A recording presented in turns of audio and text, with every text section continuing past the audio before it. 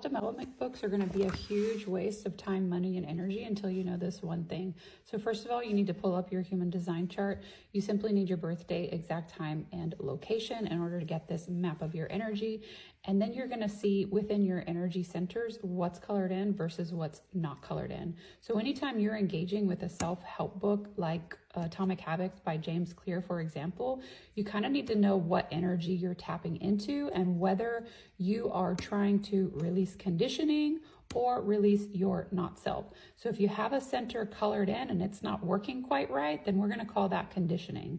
And if you have a center that's not colored in and you feel like you are not enough in that center, right, that you need to be more, we're going to call that the not self. So using Atomic Habits by James Clear, for example, here's my chart. I have an undefined sacral, which means checking off tiny boxes is never going to make me feel satisfied. Okay. I've read the book. It's really a great reference tool, but it didn't bring me any satisfaction because I don't have a defined sacral.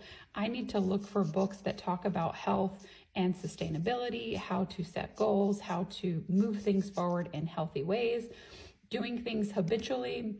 I get bored. It doesn't really give me a whole lot of satisfaction. So I highly recommend pulling up your human design chart, looking at the energy centers and finding out what you have defined versus undefined.